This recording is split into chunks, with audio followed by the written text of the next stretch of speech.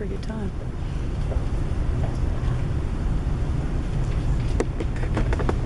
I want to take a moment and tell you all that Patsy Treecost, another candidate, is unable to be here tonight. When I started the phone call 2 weeks ago, he told me real quick up front at that time that he would not be able to attend tonight because today is his son Trey's birthday. Aww. And he had already made a commitment and he wanted to honor that. So Patsy won't be with us this evening. Having said that, we'll move right along. Tim J.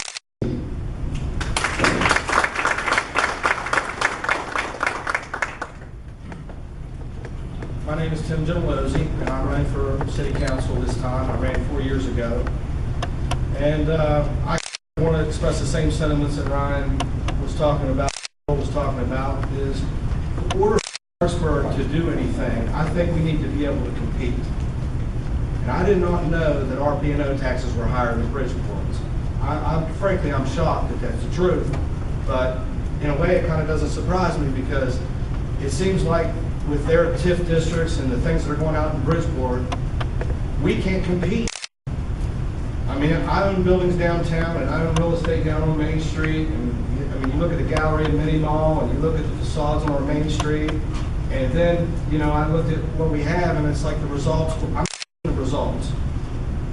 And I'm a little disappointed that, you know, that we haven't been able to pursue more development money. We haven't been able to pursue more tax incentive financing. What shocked me was the Bridgeport-Morgantown spat about a month ago where Bridgeport was so concerned that Morgantown would get a TIF district because it would damage the development of Charles Point and and I'm sitting here as a business owner, a property owner, and a lifelong resident of Clarksburg. I said, how are we going to compete? And how are we going to compete when we don't have a TIF, we don't have anything? So if Bridgeport wants to raise those arguments to the legislature and tell your legislatures don't approve the TIF for downtown, how about our downtown and what we're doing downtown? So I think that those are important issues that really need to be addressed immediately is, you know, how can we compete in an era where Bridgeport's going to say Morgantown's going to take the business? When we know we lost ours. We've lost everything. So I want to run for council. I'd like to give back. I have invested a lot of money in the downtown. I bought a lot of property. I put my money where my mouth is, so to speak. I've invested in my community. But Clarksburg's a tough go, guys. And I own the Oddfellows building, and as Sean took the cemetery, I took their building. They've been in their organization 100 years and they walked away from it. There's just nothing, there's just no market there. And I've owned that building and I can't find renters. You can't do anything because there's not a market down there. So we're going to invest $4 million, and I know it's maybe not 4, but 3 point some million in a pool for the VA pool. Why haven't we put the money in the incentives downtown to at least fix our facades and do it right? And I know we got a facade improvement, but it's just not working. So thank you for your time, and thank you for having me here in the community center. And I'm number 11 on the ballot. Please consider me for your vote. Thank you.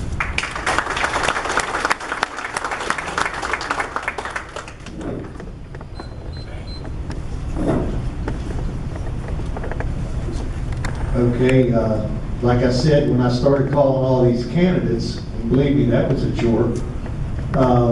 2 weeks ago, I had a call from Curtis Edwards in Boston. And this was right after the Boston Marathon had been run. So he was calling me from downtown Boston. He was there for the group of students. And he also told me that he would not be able to attend tonight. But I talked with him recently, and on behalf of Curtis, he has his brother Doug Edwards here to represent.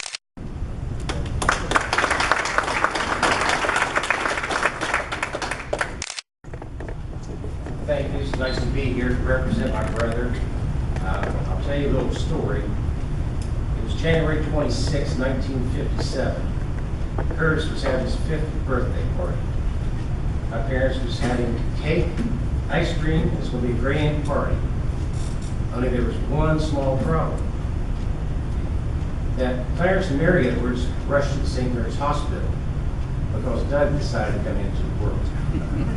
Yeah, we share birthdays. And it's kind of neat because Mom and Dad always got us a different cake, different flavor. But I'm very proud of my brother for what he's done and sharing birthdays. That's one little story I think you find amusing. But my mom also said, if you want Doug to do something, you mention cake, ice cream, and the party. My brother is, and my brother's very proud of Clarksurg. We're born and raised here, grew up in Broad Oaks, and he has a strong feeling for Clarksurg. He was like cliches, is the jewel of the and he really truly believes that. But like with every jewel, you need to polish it. So I think Bob Captain would agree with that. Right. But you know, polishing, like most of the candidates have talked about tonight, is our downtown.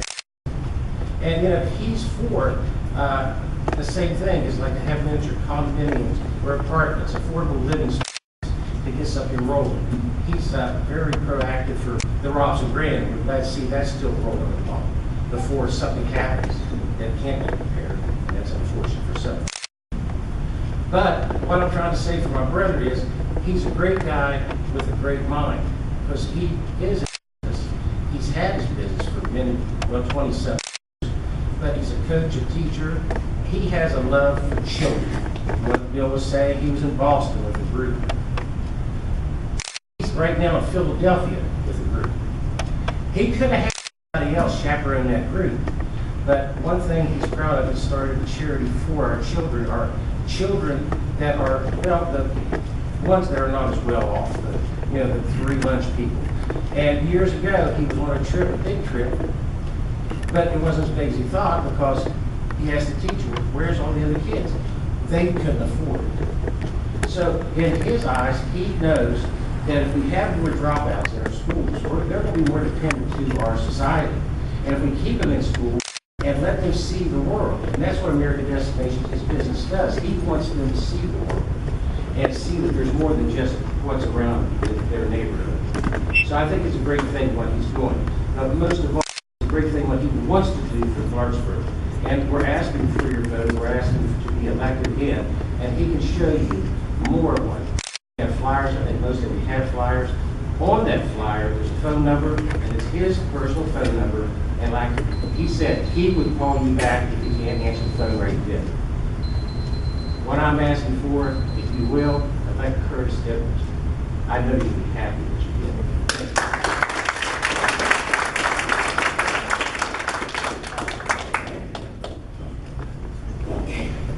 And the last candidate out of our 13 is Adam Rao.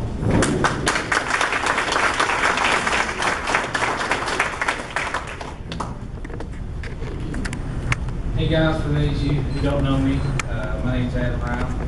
I want to thank Mr. Ramsey, Mr. Francis for coming here. I want to thank you guys all for letting me speak for a few minutes.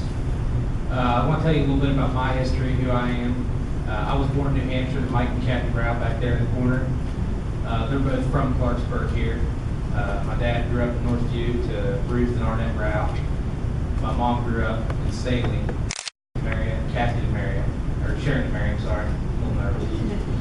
I was fortunate enough to grow up in Northview. I moved there about 21 years ago, and I'm sad to say it's not back then, so obviously I'm very passionate about revitalizing our communities. I share a lot of the same sentiments as a lot of these guys. Building downtown is very important. I'm a business guy myself. I own Rao Properties LLC. I have rental properties, also flip houses. So business is very important to me. I've made pretty good friends with Bob Kaplan. I know he had a business downtown. It's very important, but the drug problem that we have in our neighborhood, I think is first and foremost. I think if we don't address that, then downtown will never take off. I know Tim has a lot of business downtown, and he's worried about things with that.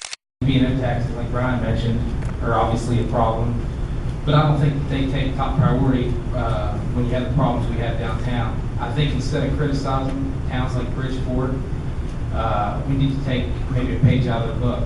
I'm fortunate enough with my job to travel the state and see towns like Elkins, Buchanan, Castaway, and they're all beautiful, thriving little towns, and they don't have the economic development surrounding them that we have. And I think we can maybe take a page out of their book and apply it to our downtown and do a better job. And I'm not much of a public speaker, but I just want to let you guys know that a vote for me, Adam Rouse, vote for progress in Clarksurg, and I appreciate you guys coming out and giving me a chance to talk to you. Thank you.